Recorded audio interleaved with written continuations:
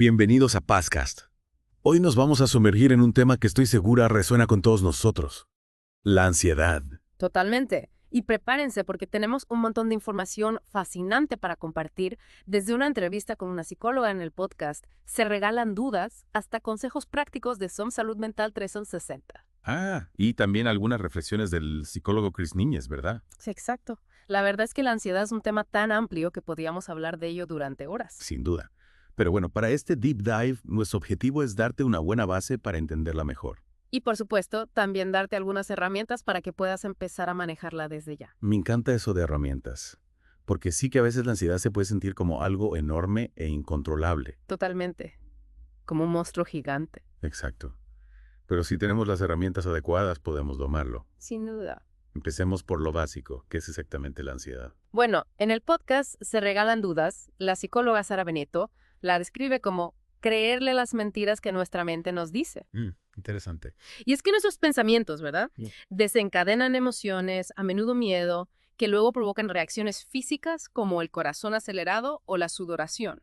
Es como una reacción en cadena. Un pensamiento lleva a una emoción y luego el cuerpo reacciona. Exactamente. Pero Sara también habla de la diferencia entre miedo real y miedo psicológico, ¿no? Sí, y esa distinción es clave. El miedo real, como cuando vemos un león a punto de atacarnos, nos protege del peligro. Claro, es una respuesta natural que nos ayuda a sobrevivir. Exacto. El miedo psicológico, en cambio, es creado por nuestra mente. ¿Puedes darnos un ejemplo? A veces me cuesta un poco diferenciarlos. Claro. Imagina que tienes que dar una presentación en público. El estrés que sientes en el momento de hablar, eso es miedo real. Ok, entiendo. Pero si días antes ya estás preocupándote por si te olvidas del discurso o por lo que la gente pensará de ti. Ahí ya entramos en el terreno de la ansiedad. Exactamente. Claro. Es miedo por algo que aún no ha sucedido. Es como cuando me obsesiono con una conversación que tuve hace días y me pongo a darle vueltas una y otra vez en mi cabeza. Totalmente. Y fíjate, un poco de ansiedad es normal, incluso necesaria.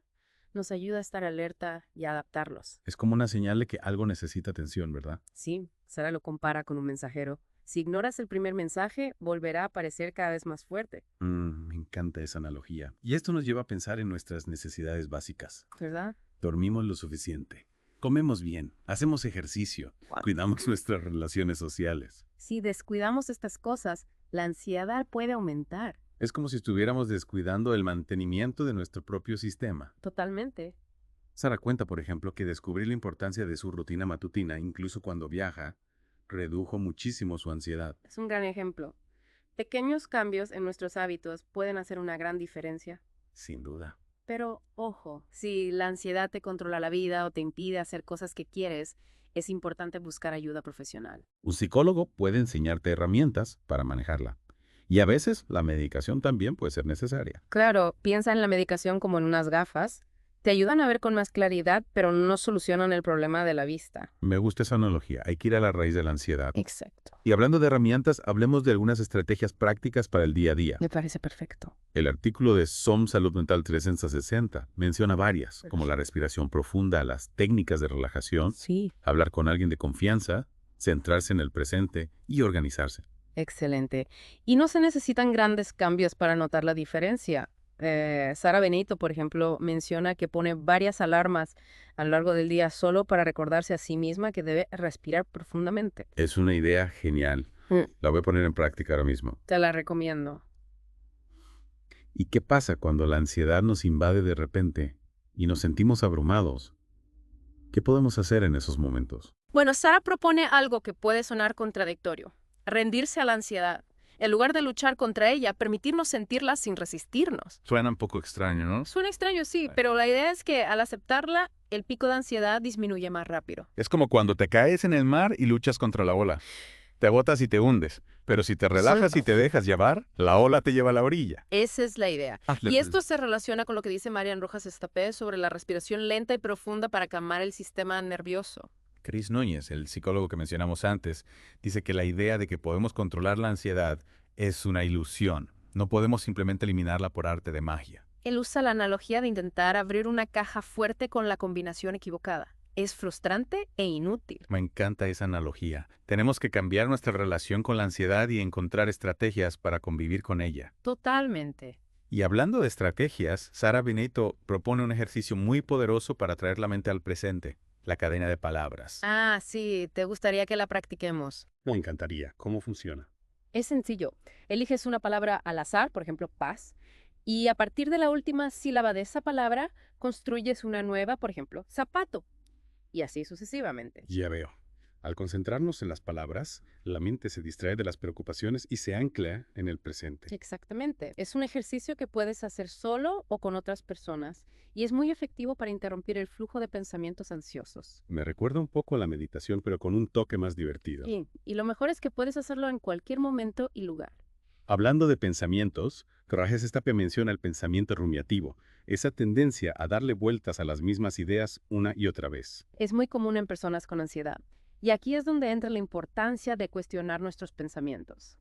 Byron Katie, una autora especializada en esto, propone preguntarse, ¿es este pensamiento verdadero? ¿Cómo lo sé? Es como poner a prueba nuestros pensamientos. A veces nos damos cuenta de que son solo eso, pensamientos, y no la realidad. Exacto.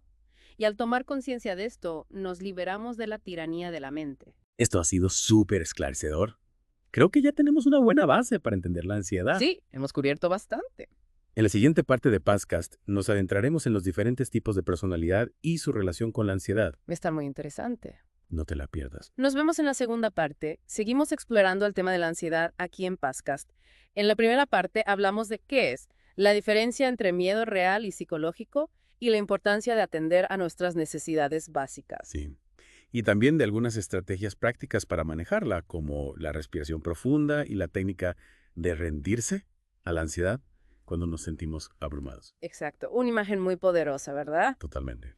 Y ahora vamos a adentrarnos en cómo nuestra personalidad puede influir en nuestra experiencia con la ansiedad. Marian Rojas Estapé, en su video sobre cómo vencer la ansiedad, describe varios perfiles de personas que tienden a sufrirla. Me intriga. Siempre me he preguntado por qué algunas personas parecen más ansiosas que otras.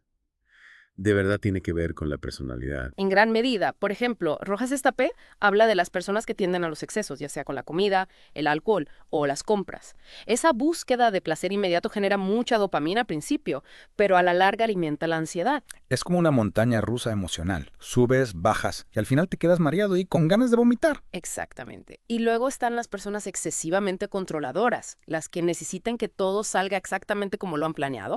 Esto, por supuesto, está muy ligado al perfeccionismo. Pues claro, el perfeccionista nunca está satisfecho, ¿no? Vive en un estado de tensión constante porque nada está a la altura de sus expectativas. Totalmente. Rojas Estapé también habla de las personas con pensamiento rumiativo, las que le dan vueltas a las mismas ideas una y otra vez sin poder parar. Uf, es agotador. Como tener un disco rayado en la cabeza. Y esto me recuerda a Byron Katie y su método de cuestionar los pensamientos. Si podemos parar ese diálogo interno y preguntarnos, ¿es esto realmente cierto? No sé, podemos liberarnos de la rumiación. Sin duda. Y luego tenemos a las personas que, por el contrario, reprimen sus emociones. Parecen frías y distantes, pero en realidad no saben expresar lo que sienten. Lo que a la larga puede manifestarse como ansiedad, ¿no? O incluso en síntomas físicos. Es como si el cuerpo hablara cuando las palabras no pueden salir. Exacto. Y no podemos olvidarnos de la preocupación excesiva por la apariencia física, algo que se ve muy potenciado por las redes sociales. Vivimos en una cultura obsesionada con la imagen, y eso genera muchísima ansiedad, sobre todo en personas con baja autoestima o inseguridad. Es verdad, a veces me siento bombardeada por imágenes de cuerpos perfectos e idas de ocio perfectas en las redes sociales. Es fácil caer en la trampa de la comparación. Totalmente. Y hablando de romper con ideas preconcebidas, Sara Benito en el podcast Se Regalan Dudas habla de la importancia de no demonizar la medicación para la ansiedad. A veces es necesaria para poder empezar a trabajar en la raíz del problema, ¿verdad? Es como usar muletas cuando te rompes una pierna. Te ayudan a moverte mientras la pierna sana. Una analogía muy acertada. Y al igual que la medicación, las redes sociales y la tecnología también pueden ser un arma de doble filo. Por un lado nos conectan con el mundo, pero por otro nos exponen a una cantidad abrumadora de información. Es como si estuviéramos conectados a una fuente inagotable de potenciales detonantes de ansiedad. Rojas Estapé lo menciona en su video, y Chris Núñez también habla de cómo el exceso de información nos hace más vulnerables. Y aquí me gustaría añadir otro punto importante que menciona Benito, el peligro de usar sustancias como el alcohol o la marihuana para lidiar con la ansiedad. Es una trampa, ¿verdad?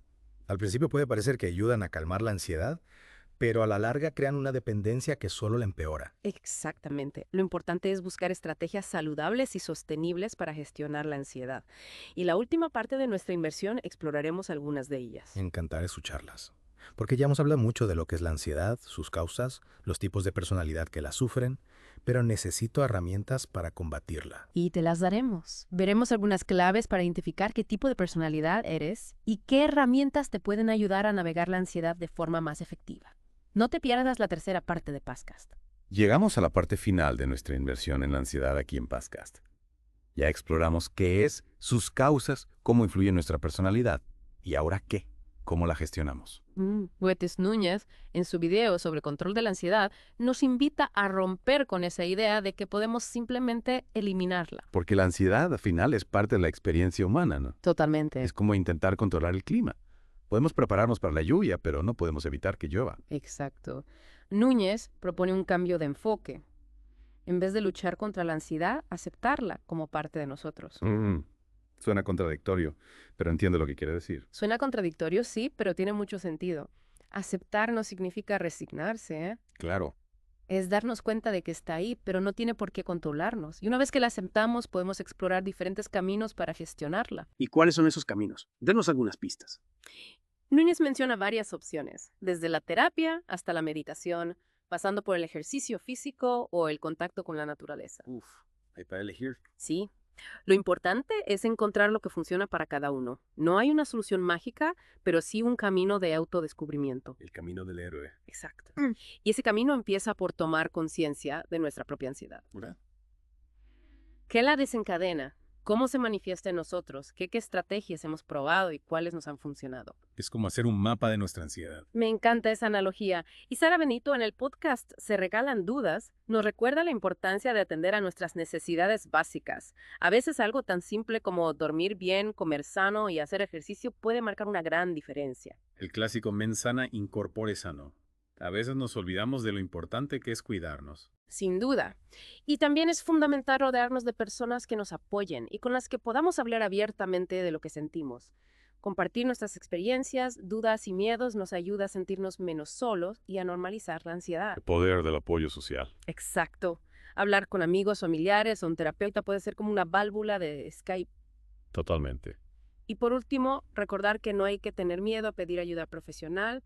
Un psicólogo puede darnos herramientas y estrategias personalizadas para gestionar la ansiedad y mejorar nuestra calidad de vida. Es un acto de valentía, ¿no?